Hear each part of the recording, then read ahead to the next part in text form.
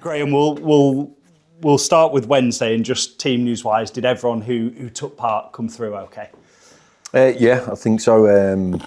There was a couple of bumps, a little bit of stiffness and tightness after the game, but pretty standard stuff really for a game of football. So everyone trained today who we expected to train. So it's a good healthy squad. Just on Will Swan, I know there was a bit of precaution during the week. Has that precaution paid off? Is he in contention for tomorrow? Yeah, he's in contention. He trained this morning, but we just got to see how he is later this afternoon. So I'll leave that to Bobby to speak with Swanee. It was one where if he'd have played on Wednesday, he would have definitely struggled for tomorrow. So we just thought the extra days would give him the best chance of being available for tomorrow. Just been speaking to Neil Byrne about his layoff and missing out the first part of the season, saying the camaraderie is what's kept him going, got him through. How has he been up until his recovery?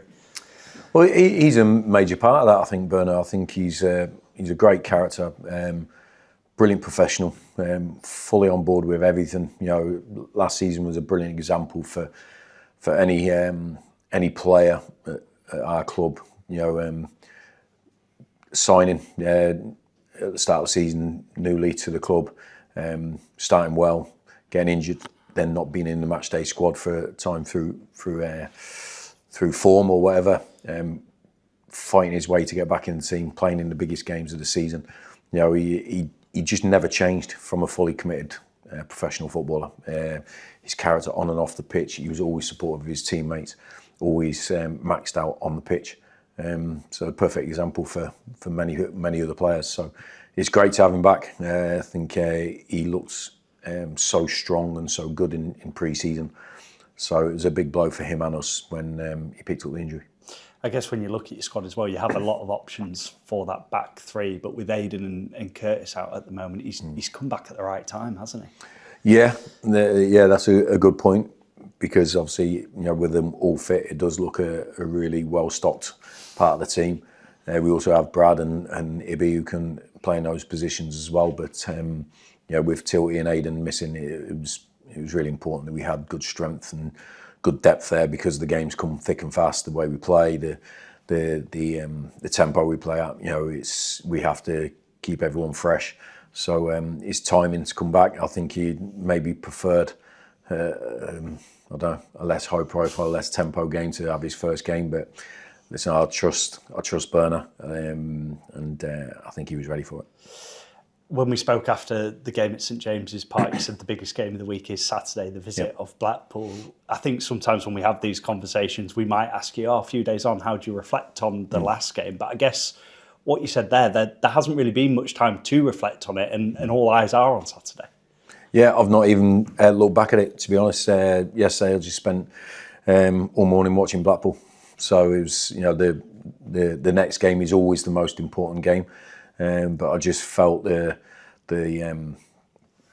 type of game that was played on Wednesday won't be repeated too often for us going forward. So there's only so much you can take from it. I think there were things for us to take from it from a future reference point about how top players go about their business day in, day out. It was a brilliant example, but I just thought, even going into the build-up, and that's not to take out any of our ambition on Wednesday night, because we always approach every game with the utmost respect and the utmost belief that we can win. And I think we could feel that from the players, the staff, the supporters. But we also have done, I think, reasonably well this season, especially, and certainly at the back end of last season, looking at 2 or 3 games as a group and trying to keep the squad as intact as possible. And I think we took that into account this week. But we are ready for the game tomorrow. The players came in, trained exactly as normal, which is great to see. We know it's going to be a tough challenge. Tough challenge. They haven't started the season they would have liked to have done, you know, sitting in the bottom 4 at the moment. I mean, getting to know you over the last couple of years, I bet that's not relevant at all in terms of your plans, is it? No, I don't think it is. Well, it's certainly not from my perspective. Other people might look into things like that. I don't particularly do that. I think you have to look at the opposition and expect them at their best level. And then you have to disrupt that. You have to make sure they can't reach that level as often as possible. And then you have to play your own game. And I think that's it's stood us in good stead, playing many different opponents over the last 18 months or so, different levels, different leagues. Home and away, teams at the top, teams at the bottom. I think they're all challenges in different ways. So we have to bring our A game as often as possible. That's the biggest thing. If we ever lose focus on ourselves and look at the opponent more than that, I think we're going to always struggle, because the most important thing for our success is our game. But Blackpool will have their own motivations, as all teams do. You know the personal pride, the professional pride of everybody, players, staff, managers, supporters. Every game in England is highly fought, and we have to be ready for it. They got a 98th minute winner last weekend, didn't they? So obviously for momentum, that could be huge. The onus is on you at home to make sure you stop that momentum at source, isn't it? No, we have to continue doing what we're doing. Whether they score in the first minute, 98th, it doesn't really matter. I think it's people talk about momentum, and it can be. I think it can be blown up a little bit. Even people talking about our start this season. Down to the momentum carried on from last year, but we only won one of our last 6 or 7 games last season, so there wasn't great momentum into the end of the season. We got over the line, but there wasn't. We didn't win the last 7 games to get promoted.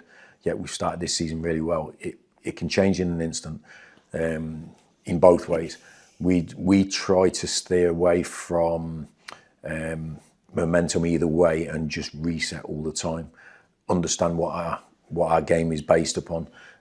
Understand the quality we have, and bring it as often as possible. And that's including in training, in games. If we can do that and have that consistency, then we believe we have the attributes, the game plan, the players that can beat more opponents than not, and that'll always be our plan. Close to another full house tomorrow. Yeah. I think we're kind of getting used to saying that. And in terms of, I know you mentioned the momentum, but the crowds and stuff, that has carried through into this season. I know you as a group are so focused on the here and now, but do you ever have a chance to just take stock and look around at what you are currently achieving? Because it's a city that feels in love with its football club again, and that's down to all of you and the hard work you've put in. Yeah, I think over the years, I've learned to sort of be present and sort of understand what is actually happening in my career or in my life or in my teams, and actually enjoy it. Without actually going away from what underpins it, all the work that you have to have, the mentality, the mindset, the teamwork, all the things that you have to do day in, day out. As long as you can not get distracted from that and still enjoy the moment, I think that's important. So I think we do enjoy it. I think we do recognise, and Wednesday for me, and I spoke to Chris about this after the game, I generally felt going to a Champions League club away from home, I think every player on our squad thought we could win. I thought every staff member thought we could win, and every supporter that went to St James's Park with a Bradford top on thought we could win. Now that's a big belief to have, and it's formed over months and months of doing the right things, of winning games, and building up a trust. Obviously, reality can sometimes bite you on the backside, which it did the other night. But I loved our belief going into that, and it's been formed from how we interact, our relationships between the team and the support has been built. So I do recognise what a good moment is to be part of Bradford City, without a shadow of a doubt. But we have to work exceptionally hard to keep it there, and I believe we have the players and the staff members to keep that focus going forward. It's the next challenge, isn't it? Yes. Graham, thanks for your time. Thanks, mate. Graham, obviously, you knocked down the league table at this stage. It's very early days.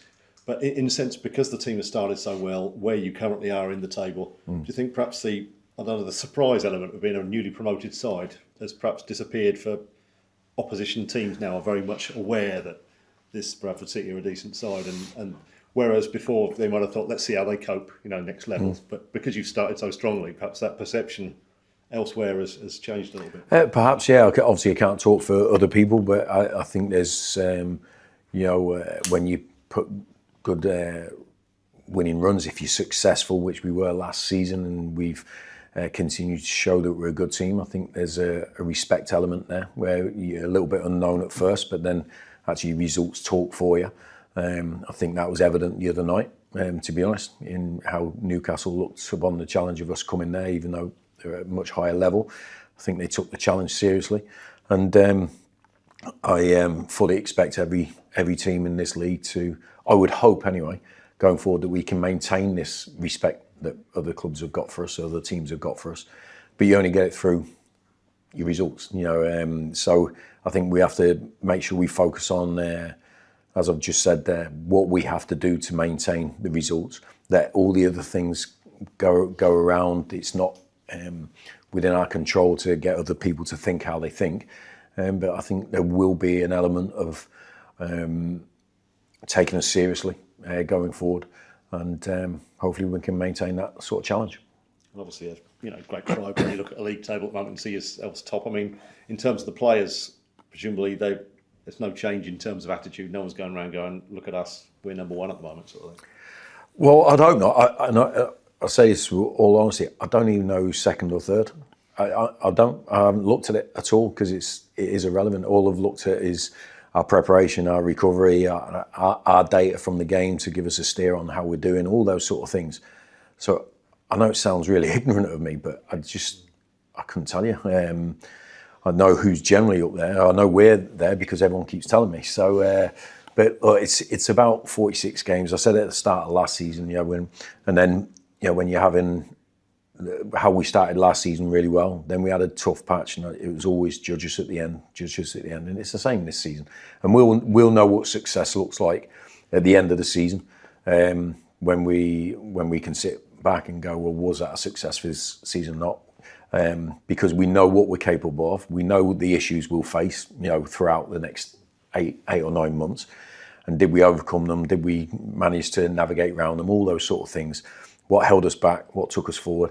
And it's only then you can sit down and go, actually, what we did there was worthwhile or was successful. So I'm certainly not in the bracket of looking at league tables and looking at who's got who tomorrow, this, that, this. It just takes away my focus on what's important, and what's important in my players and our setup and our next game. That's the biggest driver for me.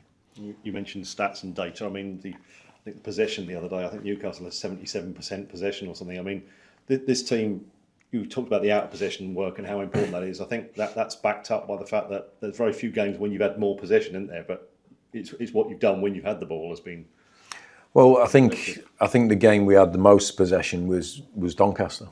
It's the one league game we've lost. I think there's a lot made of data like that. I think you have to look at the context of it, because I think we had more possession in that game because we were losing, and the opposition was happy enough to sit back and kill pressure. Man City, Arsenal last week. Man City had 30% possession. Man City with Guardiola. Why? Because they were leading for the game. So the tactical side comes into it. We've been fortunate enough; we've been leading a lot of games. So the need for us to keep the ball and manage the game was less so than the opponent, because we were maybe 2 or 3 goals up. And the most important thing there is making sure they don't get 2 or 3 goals back. On the same point, it shows good concentration on your team. If the majority of the game, the opposition perhaps has got the ball. Yeah, the concentration levels have got to be good as well. Yeah, 100%. And the game's about winning. That's it. The game is about winning. I think we've had more shots scored more goals than anyone in the division. XG is highest in the division. Our possession isn't. But what do the supporters want to see? Do they want to see goals, or do they want to see 5 passes? I think I know the answer to that. We've got good players, and if we wanted to keep the ball and be patient with the ball and make 20 passes without having a shot, we could do that if we wanted to tactically do that. But when we get the ball, we want to go and attack a team. We want to attack the other goal, and what we've shown is we're very good at that and very efficient at that. We have to maintain that. But if the game got changed and you win points for how many passes you make, then we would find a way of doing that as well. It's about results, and we've been very good at doing that so far. But we have very much talented players in our team. I don't think it's worth looking at the data from Wednesday, to be honest. We're not at that level, and we could see that. So we've got a newfound respect for what those top guys do. But we know we're a good team at our level, and that's the most important thing, because that's where our careers are determined. Obviously, you mentioned about Will Swan. You know, the number of goal contributions he's been involved in, whether it's an assist or he's been absolutely flying. Was it a case of you had to bring him out just to be very careful? It must have been a very reluctant decision to make, because he's been in such good form. Yeah, but you could say that about several players. You know, that they've been great form, and but we've been consistent with last year in the AFL Trophy, and we got to the semi-final the season before, consistently changing the team. We've changed the team in the other rounds against Stoke and Blackburn, which massively tough games anyway. If we look back at those games, going into those games, we're coming up against the top club here on our own patch, and we made several changes, still won the game. I believe in the squad. I believe in all the players.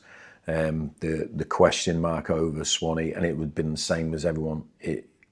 If there's a risk of a longer term injury or missing longer term, I'm going to trust my squad, take that player out, miss him for a game, miss him for half a game, and then have him available again, rather than pick up injuries that are out for 2 months, 3 months, and then you pick 5, 6 of them, because the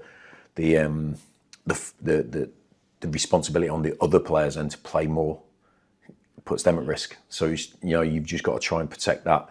It's a vicious circle, really. But I think Swanee generally had a niggle, and we spoke to the player about this as well, and had consultation with him, and he felt he would definitely miss tomorrow's game if he played on Wednesday. So it was a no-brainer for me, to be honest. And we had very good players to come into that team. If you look at the team, it was a really strong team, what we played. I don't believe we have a weak team, and that's my honest opinion. Also, perhaps I'm thinking with Josh Nerfield as well, perhaps taking him out the firing line, because the amount of energy he gets through, just sort of easing in that. Sars, Josh, Tyreek, if you saw their data from the last 2 games, they basically played 3 games in 2. That's the effort they put in. But we know how difficult that is to maintain 50 times a season. We've also got a knowledge of players' histories and potential issues. And what hurt us most last season was missing 5 or 6 players for 3 months. That was the only thing that stopped us being better last season. And we're trying everything. There's no guarantees, but we're trying everything to avoid that.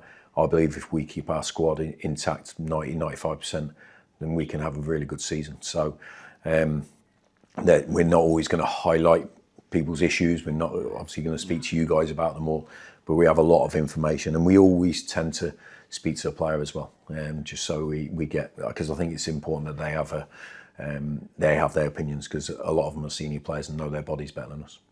So you referenced last season, around about this time last season, and obviously learning a lot from it. I mean, the difference in terms of your recruitment, the fact that you've got the centre halves to cope, because again, you've got the scenario where the 3 that started the season are currently out or have been out, whereas exactly the same as last year, but obviously you've got that cover to cope, and it's I presume it's learning those lessons, isn't it? Yeah, that's it. That's exactly what we tried to do, over our time here. And the longer you have players as well, you get more knowledge of them and what they're capable of, and then we try to improve them as we go along, so they become more robust and stuff like that. But I think the 2 injuries that we've picked up recently have been really difficult for us to avoid. But I think the strength and depth has shown that it was the right thing to do in the summer recruitment to strengthen those positions. I think having to change our formation last year, and sort of give people debuts in wrong positions, all that stuff. It was really a tough ask for the players. It was unfair on them, but it was just because of the lack of players, and that can happen. The biggest clubs in the world with billions to spend pick up injuries. There's no, we're in a physical sport, and you have to take it to the limit. Excuse me. But we have to try things. We have to try and avert these issues if we can. But so hopefully we can make progress on that. And when players are missing, I believe we've got a really strong squad to maintain our performance.